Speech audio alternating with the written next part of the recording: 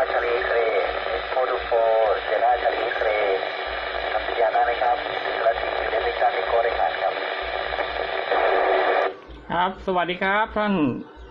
โฮเทลเซอร์ทีจูเลียวิกตาแทงโก้ครับเอโกทูโฟเชล่าชาลีเอ็กซเรย์ตอบครับผมไม่รู้ว่าพี่รับผมได้หรือเปล่านะงั้นเดี๋ยวติดต่อ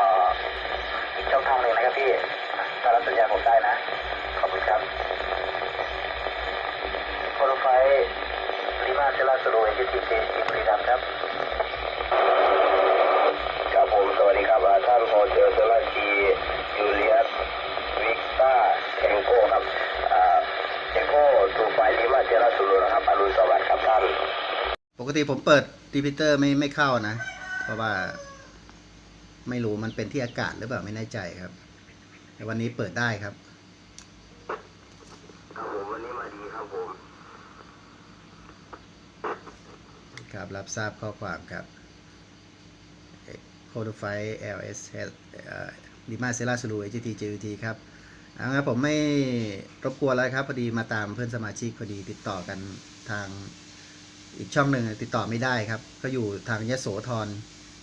เลยบอกว่าเรามาติดต่อทางรีพิเตอร์101ดูซิเผื่อจะเข้าระบบได้ครับติดต่อไม่ได้จริงๆด้วยครับผมครับท่าน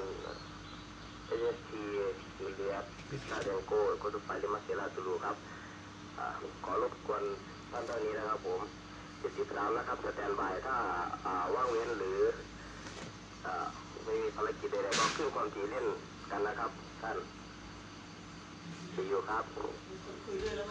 73ครับสแตนบายนะครับท่าน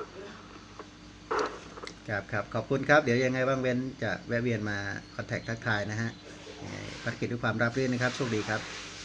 โคโดไฟลิมาเซลาสลูเทสลาทีจูเลนบิกตาเทงโกบุรีรัมย์ครับ73ครับขอบคุณครับ